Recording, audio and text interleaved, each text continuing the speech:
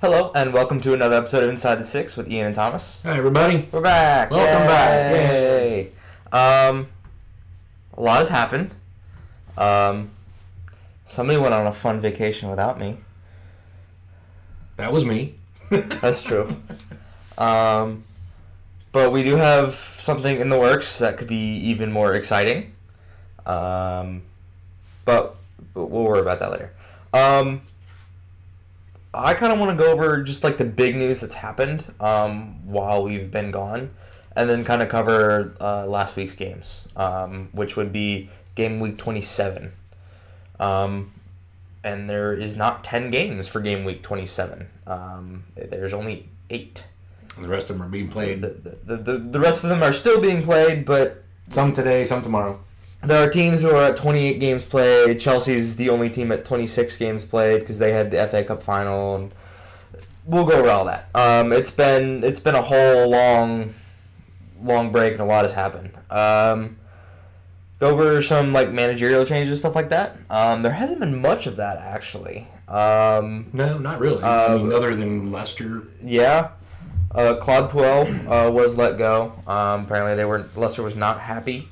And that writing was kind of on the wall, and had been for a while. He started off with a bang with them, seemed to be doing pretty good, but then after the match they played this past weekend, where I against Crystal Palace, where they actually had a fairly good game. Mm-hmm. They didn't have a terrible game. They defended really well against Palace. But yeah, right after that, it didn't take much for them after that match to let Claude Puel go. And actually, as of today, Brendan Rodgers has been signed as Leicester City Football Club's new first-team manager. Which means he will be leaving Celtic. He has come out and said that he had taken Celtic as far as he could, and that he was prepared to give his life for Leicester. Wow. I didn't see that in the article. I'll give my life. Okay. So, obviously he's excited, he's prepared, and he's ready to take on a new challenge back in the Premier League again, after leaving Liverpool a couple years ago. So welcome back to the Premier League. He's a good manager. But speaking of the Leicester Palace game, that was a good game. It was a good game, and the scoreline doesn't reflect the match at all. I'm very happy to see Crystal Palace get the 3 points. I don't know. I like seeing Palace do well because they're a good team. They just don't perform sometimes. And Leicester was having a pretty good game. They defended really well, and the first Palace goal was really against the run of play. But it was a really entertaining match to watch. Mm-hmm. The goals were really, really fun. It was a good back and forth. It was a really open game. Like I said, the scoreline doesn't reflect the match very well. I guess congratulations to Roy Hodgson, who is now officially the oldest Premier League manager in Premier League history. He's 71 years and 180-something days, something like that. And he made the statement that when the time comes, he'll know when it's time to retire, and he hopes that he can take the fire and the passion that he has for the game and learn to live without it. So it's a pretty profound statement. That just tells you how much he really loves the game. When you spend your entire life doing something, you better love it. Yeah, and I think he's got at least a couple years left. Yeah. Don't know who it would be with. I think he's got at least one more year with Crystal Palace, depending on how the season finishes out. But I think he's got a couple years left, which will be fun to see. Yeah, and Palace isn't doing terribly. They're doing Palace. Where are they in the table? I think they're in the top 10. It's not coming up. Hold up. There it is. No, they're 14th. Well, okay. Well, they're doing worse than I thought. But they are... Well, they're actually only 6 points out of relegation zone. Well, that relegation fight's actually pretty tight. So 6 points is a long way right now. Well, so and the thing is you've got Huddersfield at 14, you've got Fulham at 17, and then you've got Southampton at 24. And with the way that Southampton have been playing recently, they're gonna really fight and push themselves out of that relegation zone, I think. Yeah. Huddersfield is still just struggling too much. I don't know that they're going to be able to pull it off, to be honest with you. And I think it was actually Jurgen Klopp who said that it would be a miracle if David Wagner could keep them up one more season. And he and David Wagner are apparently really close friends. So, I mean, that's a pretty big statement. That was a while ago. I think that was really, it was more towards when he was first appointed. Yeah. But Huddersfield has been sitting in 20th for some time now, and they've got 20 losses out of 28 games played. It's tough when they've got 28 played. They've got 3 wins, so that's 9 points. They've got 14 points from 28 matches. We're in the second, well into the second half of the season, where I think the magic number is what, 38? Isn't that what it is? What they say the magic number usually got 38 points to stay up. I think that's what it is. If anybody out there has got a different number, let me know. I think that's what they say, though. The magic number is 38 That points. would make sense, especially because we're at 27 and 18 places at 24 right now. So it's pretty close to a point a game is basically what it is. Yeah, I think that's what it is. And right now, Huddersfield, they've got 28 played, so they've got 10 to go, and they've only got 14 points. So even if they win the next 10 matches, they're still not going to hit that 38 magic points. It's not done and dusted at this point, but I think the ride's over for Huddersfield in the Premier League. And Fulham really isn't too far behind them. Yeah, they've got 3 more points. There's 3 points. Yeah, so it's going to be pretty tight for them too. Southampton, I think, can pull it off. Cardiff's got to do a little bit better. They got drilled by Watford over the weekend. It was a 5-1 crushing at home. It was actually Watford's first hat trick in the Premier League.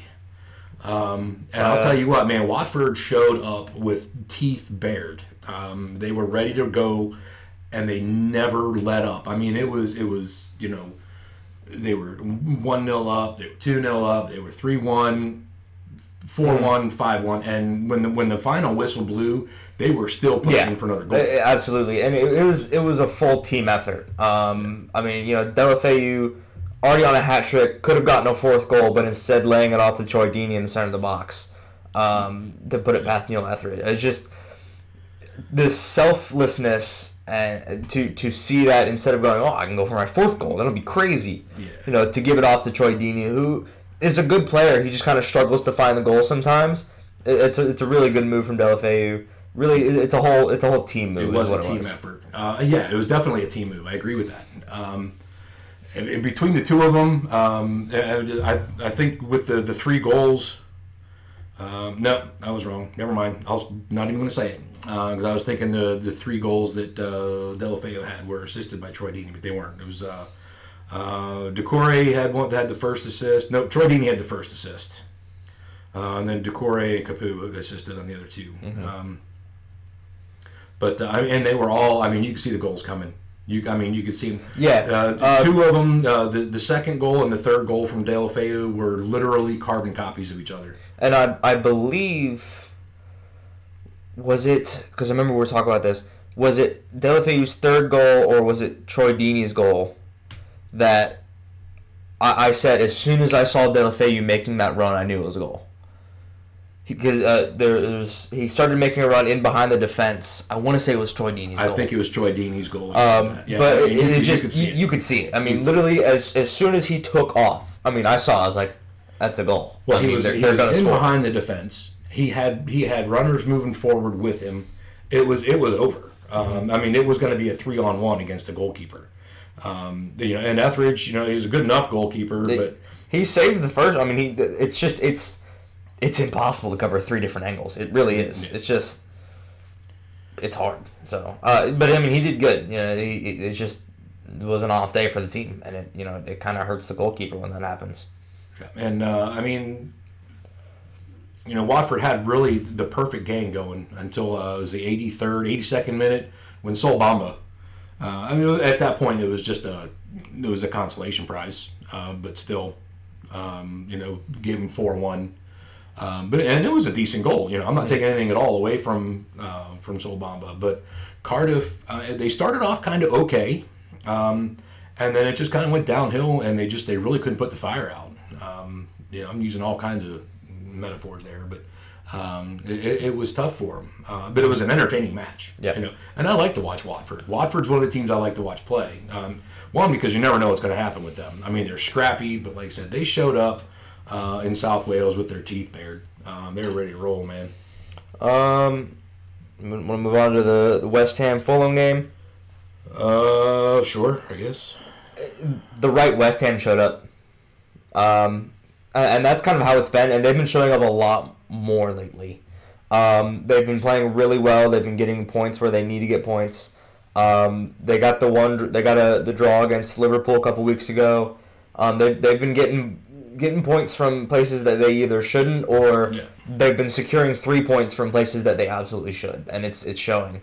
And Fulham is definitely one of those games that they should have gotten 3 points, and they did. With Fulham being in 19th place and struggling right now, and Rafa Benitez is a good enough manager. And they say it over and over and over. It's hard to come up from the Premier League. Rafa Benitez.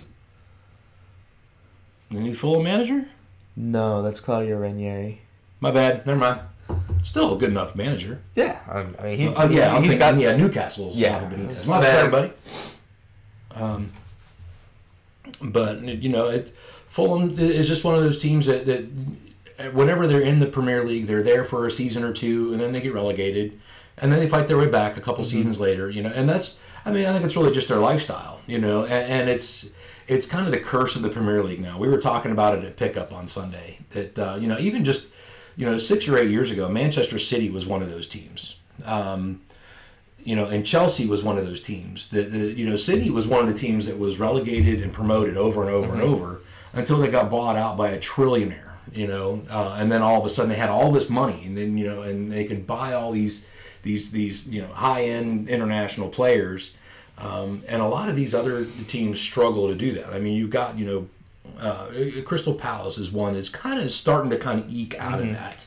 I don't think they're struggling with it as much. West Ham, same thing, not struggling with it as much. But you got teams like Fulham and Huddersfield and Cardiff. Those clubs just don't have the gobs of money to throw at players and bring them in. And the sad news is, that Cardiff had a record signing a couple weeks ago, and it didn't manage to materialize just due to just bad luck, and again, everyone in the league still wearing the black armbands for that young player. But you have these other teams that just struggle year in and year out. They're promoted, relegated. And again, I call it the curse of the Premier League, and it really does kind of take some of the fun out of the games for me, because when you get a team like Manchester City and they're going to play a team like Cardiff, I know where my money's going. I'm not a betting guy, but if I was a betting guy, I'd be foolish to put it on Cardiff. Because chances are Cardiff's going to get punished for even showing up at the Etihad. But then on the same token, there's teams like Liverpool and Arsenal who have money and still seem to struggle a little bit. And I know you keep saying over and over, and I'm a Liverpool supporter, that Liverpool's going to pull it off. Not if they don't show up. Yeah, they haven't been showing up lately. Yeah, there's 3 or 4 draws in a row. They're calling it Fortress Anfield. And hey, that's great, man. You're undefeated at home. At the same point, you're leaving 2 points on the table every time you draw. And when you come up against a team like Man United, that's especially this last match. I know we were talking about the West Ham match, but since Liverpool came out and the United came out, that match was definitely a missed opportunity for Liverpool. It's a match I think they could have won. And I'm not saying they played terribly. They just didn't play well. We're just not seeing a whole lot out of Mo Salah. He's still an exciting player. He's just not as exciting as he was last season. Last season, every time he touched the ball, it went in the net. this season it's something's happened to his confidence somewhere. Well, and I think another one of Liverpool's problems is the injuries. Yeah, and I'll agree with that. I mean, just in their match against United, and it wasn't just Liverpool. I mean, United players were falling. United used all 3 of their substitutions in 25 minutes. It was 20-something, 23 minutes. And one of their substitutions was bringing off one of their first substitutions. Yeah.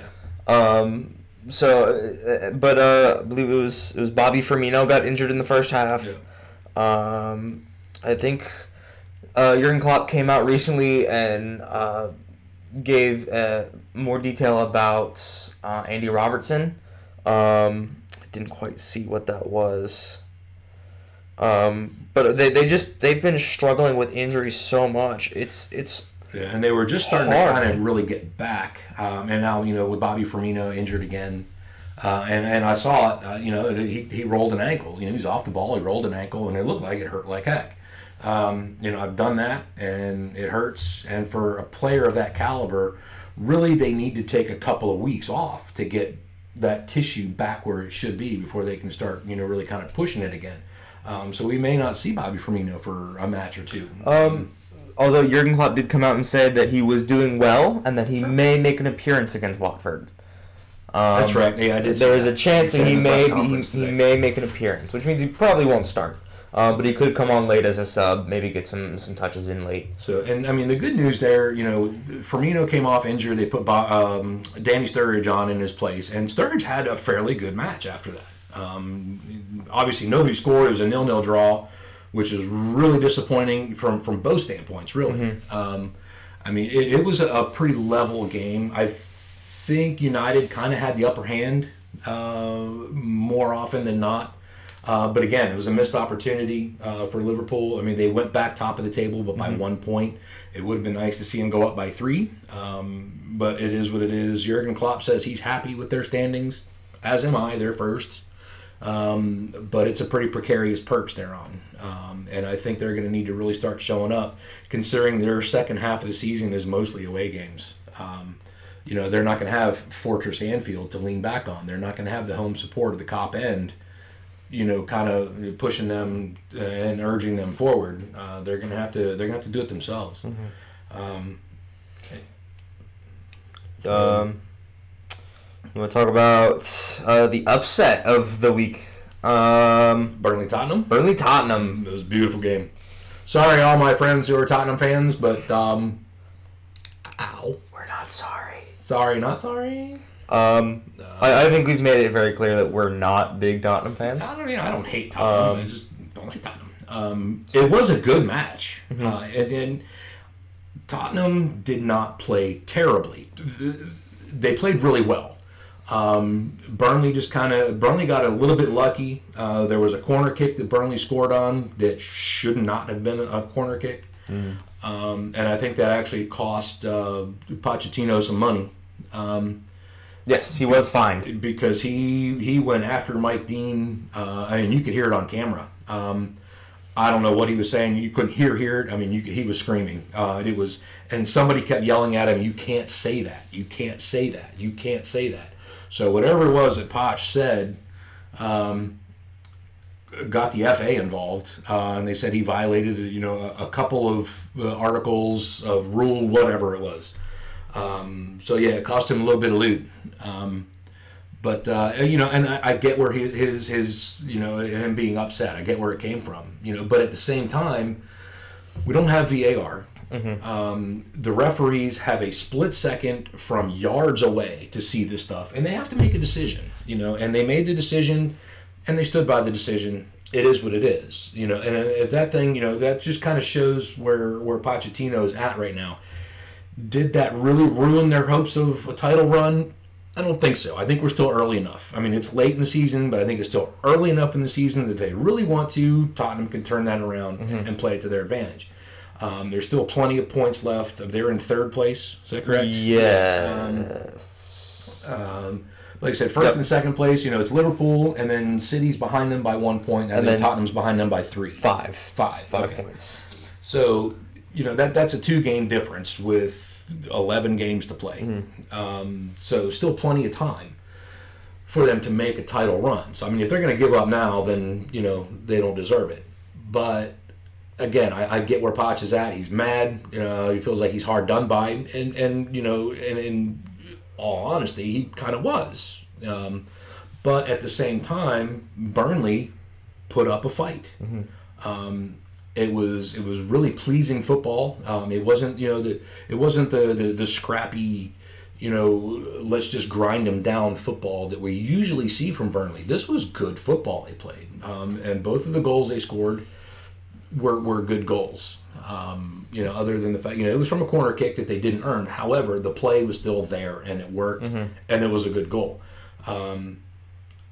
The fact of the matter is that Tottenham generally waits until pretty late in the match to pull it off. I think, when I was watching that match, they came up with a stat, and this is from NBC Sports, and I think they scored, it's like 7 game-winning goals in the 83rd minute or later. So 7 times they've waited till literally almost the last possible minute to win. They got to do better with that. This is Tottenham Hotspur. This is a very expensive, very young, very talented team. And if you're waiting until the 83rd minute to win a match, something's got to change. And you got to start winning those matches earlier than that. Burnley took the chances that they were handed, and they made the best out of them, and they came away with 3 points at home. Which good for Sean Dyche and his men, So, just a few more games left. Bournemouth, Wolverhampton 1-1. That was kind of a lackluster game. It was really 2 penalties. Yeah, it was 2 penalties. So I hate that. I like watching the football. Obviously, I like watching the plays. But when the only 2 goals in a game are penalties, it kind of ruins it. It's unexciting. So unexciting. I think it's a word. It is now. It's on YouTube. Look it up. Is it not a word? I don't know. Is unexciting not a word? Probably. I'm gonna look that up when we're done. Newcastle Huddersfield. The struggle just continues for Huddersfield, like we were talking about earlier. They started the game off with a red card in the 20th minute, and then lost 2-0. It's struggle after struggle after struggle for this team. They can't seem to get anything on their side of the court, and it's unfortunate. Sometimes it'd be like that, though. What are you gonna do? Be like that. Solomon Rondon and Josi Perez working really well together up top. I think that I'm excited by what's happening at Newcastle right now. Rafa Benitez is doing something right. It's working for them, not 100% of the time, but it's working. And it's an exciting prospect to see some younger players who are coming into the team perform really well. And I think it's one of those things that, like you said, he's doing something right, and it may not be working all the time, but it's one of those things, if you give it time, and I hope they give him the opportunity to give it time, because Rafa Benitez has a lot of experience. He's got a lot of Premier League experience. He's got a lot of Spanish League experience. I mean, this cat's been around, man. I mean, he knows some football, and I hope they give him the chance to say, listen, let's just make this work, because he's got, with Solomon Rondon and Josi Perez, he's got the players. If they give him a chance to start getting these pieces just refined, just a little bit more, sand off the edges a little bit, and get them so that everything just fits really nicely, I think Newcastle will be around for a while. Again, the curse of the Premier League. They don't have a ton of money, so they've got to give Benitez some time to put the pieces together. It's like he's got the raw materials. They have to give him time to forge the pieces now, So hopefully that works out for him, because, they are doing something right. And then last game of the week, Arsenal Southampton. That went the way it should have. Yeah, it went the way it should have.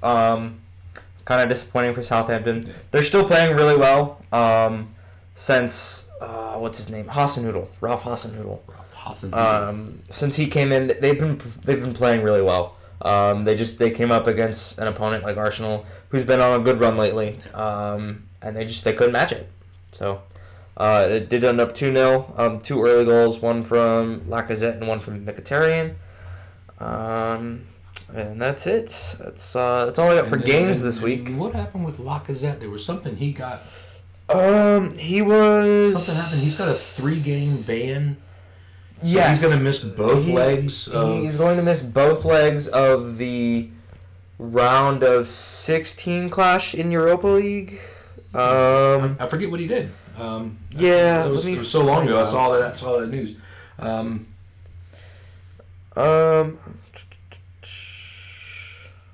I don't remember. I find out for you. Alexander Lacazette. But, and the EFL Cup happened. Final happened. I know Thomas probably doesn't want to talk about that. Yeah.